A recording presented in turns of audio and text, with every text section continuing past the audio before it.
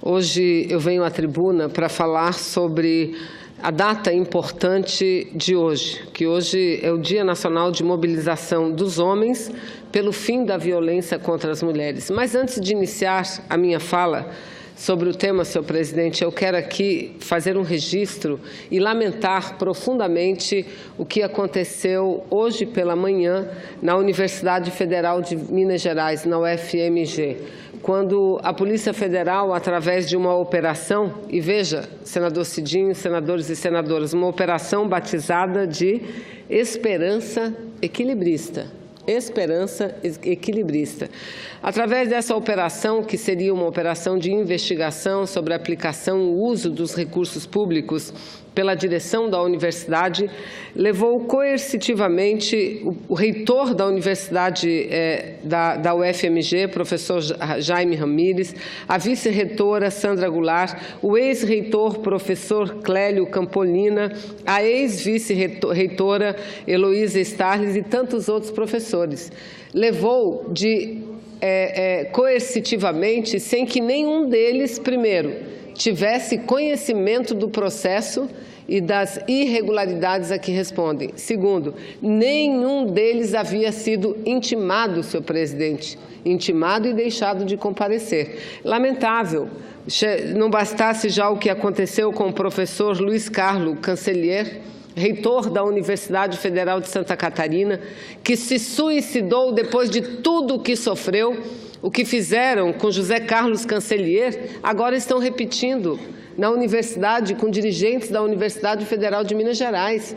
Luiz Carlos Cancellier já está comprovado, sofreu abusos, senhor presidente, durante a sua detenção, abuso de autoridade. Então eu quero aqui me solidarizar com os professores da Universidade Federal de Minas Gerais. Entendemos que toda investigação é muito bem-vinda, toda investigação tem que ter sequência, mas não abusos, não justifica o cometimento de qualquer abuso.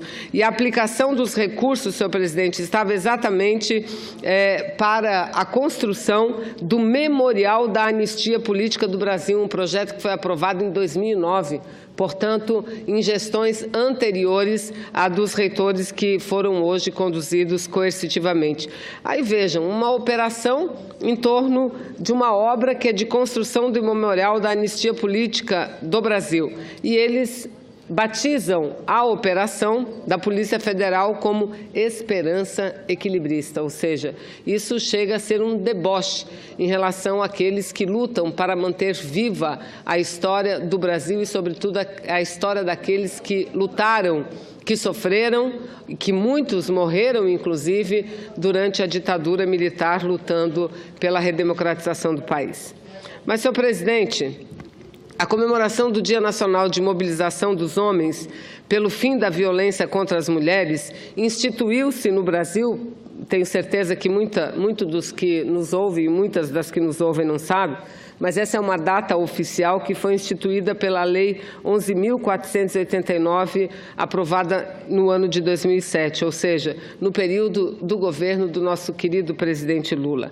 Essa data disseminou-se em todo o país como uma data fortemente simbólica para todas as organizações, pessoas e movimentos identificados com a luta pelos direitos das mulheres, transcendendo as fronteiras partidárias e políticas e transformando-se naquelas pautas que pedem a mobilização de todos, independentemente de suas preferências políticas, ideológicas ou partidárias. O Dia Nacional de Mobilização, senador Paim, de mobilização dos homens pelo fim da violência contra as mulheres, passou a ser imediatamente associado à campanha do Laço Branco, integrando movimentos, associações, organizações não governamentais, órgãos municipais, estaduais, federais, muitas vezes as três esferas, no Executivo, Judiciário e Legislativo, em ações que têm como objetivo conferir visibilidade à questão da violência contra a mulher.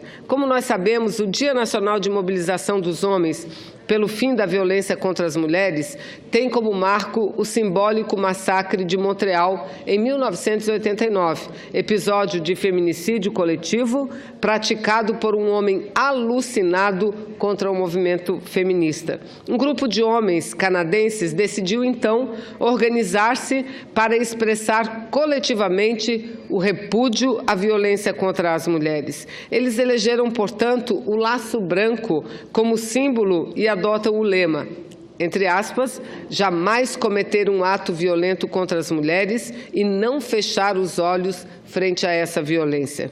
No Brasil, a data acabou por associar-se à campanha 16 dias de ativismo pelo fim da violência contra as mulheres. A Procuradoria da Mulher aqui do Senado Federal, assim como toda a bancada feminina no Congresso Nacional, a Secretaria das Mulheres na Câmara dos Deputados, que têm estado muito atentas no sentido não apenas de denunciar, mas de cobrar total rigor nas investigações, apuração e punição de todos os casos de violência praticada contra as mulheres no nosso país, alinham-se com esses esforços de conferir visibilidade a uma questão tão dramática.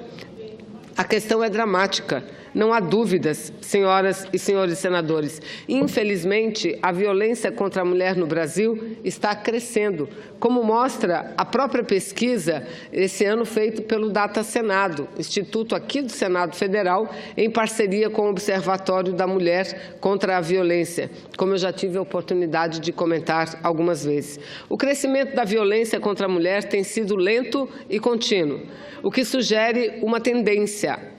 Comentando indicadores sobre homicídios, o estudo Mapa da Violência 2015 conclui o seguinte sobre o homicídio de mulheres, abre aspas, entre 2003 e 2013, o número de vítimas do sexo feminino passou de mais de 3.900 para mais de 4.700, incremento de 21% em uma década. Essas mais de 4.700 mortes em 2013 representam 13 homicídios femininos por dia, levando em consideração o crescimento da população feminina, que nesse período passou de 89,8 para 99,8 milhões, crescimento de 11,1%. Vemos que a taxa nacional de homicídio, que em 2003 era de 4,4 para cada 100 mil mulheres, passou para 4,8 em 2013, crescimento de mais de 8% em uma década, fecha aspas. A taxa de 4,8 mortes, homicídios por cada 100 mil mulheres, significa, segundo o estudo em comento, a quinta maior taxa do mundo. Esse é o dado, senhor presidente, que eu gostaria de enfatizar. O Brasil detém a quinta maior taxa de homicídios de mulheres no mundo. A escalada geral da violência urbana, que se abate sobre o país, certamente deve influir no crescimento da violência contra a mulher. Afinal, o que se poderia esperar de um país que vive em guerra civil não declarada e que sacrifica mais de 60 mil vidas anualmente?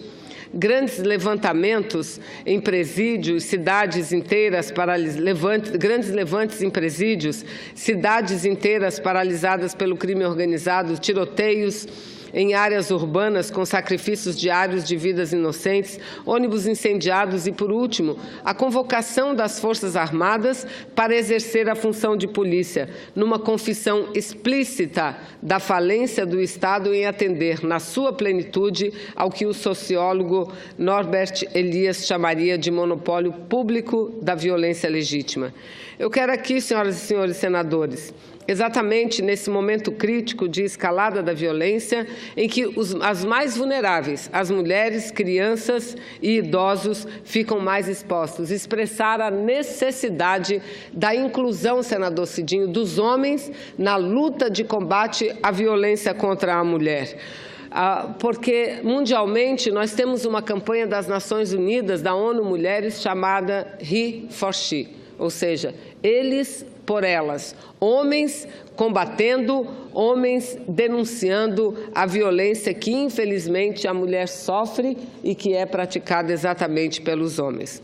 Entretanto, senhor presidente, o que nós devemos esperar deste governo, neste momento crítico, que ele amplie, é o que nós reivindicamos, senadora Fátima, senadora Ângela, que ele amplie as políticas públicas de proteção social dos mais vulneráveis.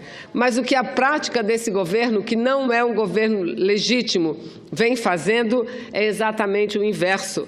O governo de Temer, que tanto dinheiro tem para liberar para parlamentares, que votam a favor das suas propostas antipopulares, esse governo desativa programas de proteção à mulher, como demonstram os vetos orçamentários praticados pela sua administração, os quais descontinuaram, por exemplo, a construção das Casas da Mulher Brasileira, também prevista na Lei Maria da Penha. E aí, senador Cidinho, se Vossa Excelência me permite, eu abro mais um parênteses para dizer o seguinte. Senadora Ângela Portela, um dia desses, ocupou a tribuna para denunciar.